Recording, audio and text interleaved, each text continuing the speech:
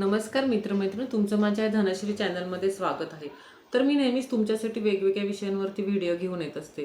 पण माझा आजचा व्हिडिओ हा खूप सेन्सिटिव्ह विषयावरती आहे. पुण्यात एक अशी घटना घडली की जी ऐकून सगळ्यांच्या काळजाचा थरकाप उडवला.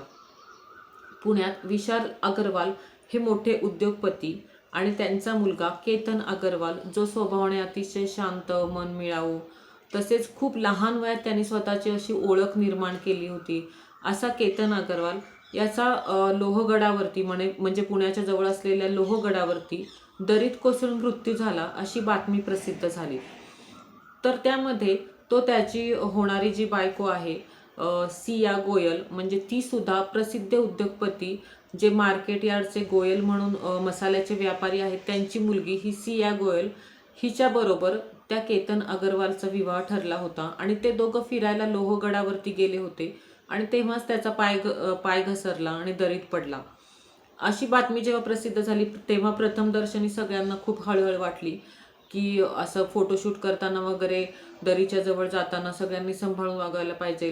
केवढं म्हणजे एवढे मोठे उद्योगपती आणि त्यांचा विवाह आत्ता होणारच होता आणि विवाह अतिशय शाही पद्धतीने, ह्या विवाहासाठी त्यांनी 17 कोटी रुपयाचा शाही पॅलेस बुक केला होता आणि तसेच पाहुण्यांना नेण्या आणण्यासाठी विमानाची व्यवस्था केली होती. एवढा शाही विवाह संपन्न होणार असताना, एवढा सगळं आनंदाचं वातावरण असताना तो दरीत कोसळला आणि पडला आणि त्याचा मृत्यू झाला. अशी बातमी सगळीकडे प्रसिद्ध झाली, सगळ्यांनी हळहळ व्यक्त केली. पण त्यानंतर अग्रवाल कुटुंबांना काहीतरी संशय आला म्हणून त्यांनी पोलिसांना सांगितलं की ह्यात तुम्ही तपास करा, ह्यामध्ये आम्हाला काहीतरी वेगळं वाटतंय. त्यानुसार लोणावळ्याच्या पोलिसांनी तपास करायला सुरुवात केली. तर घटना अशी घडली की 19 जूनला केतन अग्रवाल आणि त्याची होणारी बायको सिया गोयल हे दोघं जण फिरायला लोहगडावरती गेले. लोहगडावरती फिरायला गेलेले असताना तो फोटोशूट करत होता आणि दरीत पाय घसरून पडला आणि पडल्यामुळे ही सिया गोयल हिने खूप आरडाओरडा केला. जवळपासच्या लोकांना बोलवलं आणि लोक आल्यावरती मग त्यांनी लोणावळ्याच्या पोलिसांना बोलवलं. त्यानंतर मग पोलिसांनी जेव्हा ह्या प्रकरणामध्ये तपास करायला सुरुवात केली त्यावेळेस त्यांना CCTVच्या फुटेजमध्ये असं आढळून आलं की हे दोघं जिथे फोटोशूट करत होते तिथेच एक युवक पण एवढ्या उन्हाळ्यामध्ये हुडी वगैरे घालून त्यांच्या जवळपास फिरत होता. तर पोलिसांना ह्यामध्ये काहीतरी संशय आला म्हणून पोलिसांनी अधिक तपास केला. तर आता ह्या तपासामध्ये असं आढळून आलंय की ही सिया गोयल, तो हुडी घातलेला जो मुलगा आहे त्याचं नाव आहे चेतन चौधरी. या दोघांचे परस्पर संबंध होते. त्यांच्यामध्ये दोघांमध्ये आपापसात मैत्री होती आणि अजून तिचे 5-6 मित्र ह्यांचा पण ह्यामध्ये हात आहे असं प्रथमदर्शनी आढळून आलेलं आहे. तर ही जी सिया गोयल आहे हिला तो चेतन अग्रवाल आवडत नव्हता, म्हणजे तिच्या कुटुंबियांनी तिला जबरदस्तीने लग्नास तयार केलं होतं. अर्थातच कुठल्याही आई-वडील आपल्या मुलीचं लग्न ठरवताना आधी हाच विचार करतात की समोरचा मुलगा कसा आहे, परत तो तिला किती व्यवस्थित ठेवू शकतो, त्याची आर्थिक स्थिती कशी आहे. त्या पालकांनी त्यांच्याप्रमाणे विचार केला, हे अगदी बरोबर आहे. पण हिला जर तो मुलगा पसंत नव्हता, एवढा चांगला मुलगा हिला पसंत नव्हता, तर तिने लग्नास नकार दिल्यावरच तिच्या कुटुंबियांनी तिच्यावर जबरदस्ती करायला नको होती. हा सगळ्यात मोठी चूक असेल तिच्या कुटुंबाची तर हीच आहे की आपल्या मुलीचा नकार असताना उगीचच तिला लग्नाला तयार करणे, ही सगळ्यात मोठी चूक आहे.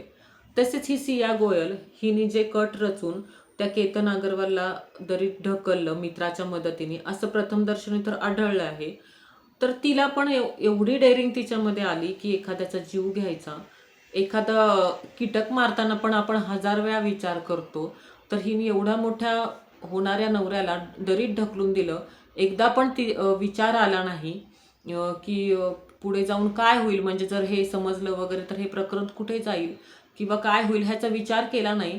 तर एवढं सगळं करस्तोपर्यंत मी म्हणते तिचं ज्याच्याबरोबर प्रेम होतं त्याच्याबरोबरच तिने पळून जायचं होतं.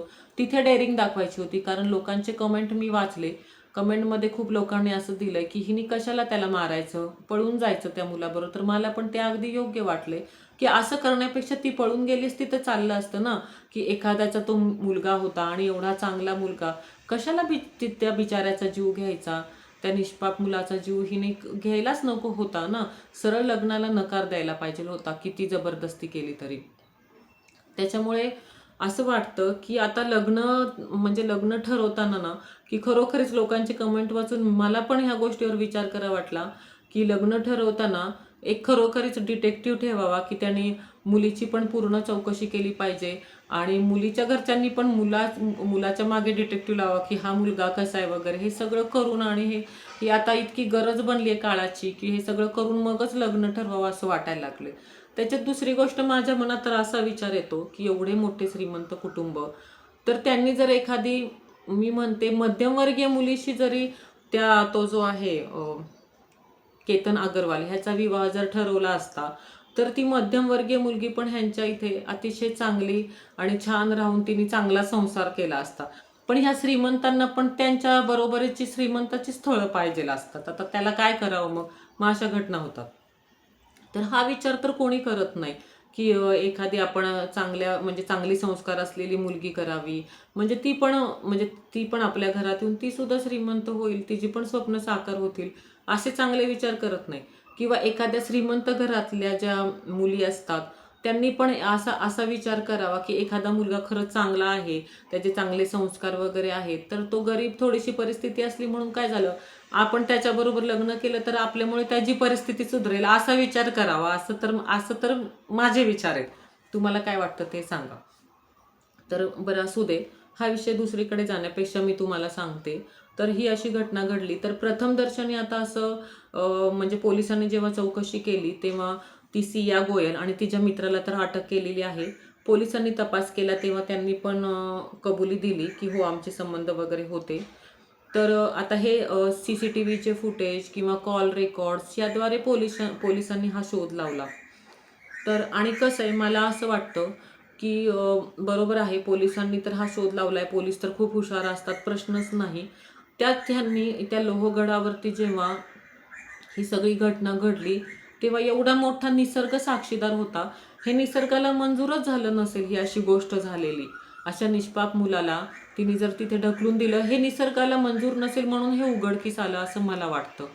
तर आता असा विचार म्हणजे इथून पुढे पालकांनी असा विचार करावा, की आधी आपल्या मुलींना 10 वेळा विचारावं, की तू लग्नाला तयार आहेस का? आणि जर ते लग्नाला तयार नसतील तर जबरदस्तीने त्यांचा विवाह लावून देऊ नका.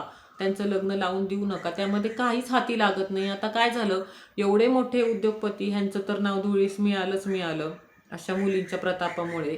त्याच्यानंतर तिचं पण आयुष्य सगळं स्पॉईल झालं. काय ह्याच्यातून कोणाच्या काहीच हाती लागलं नाही.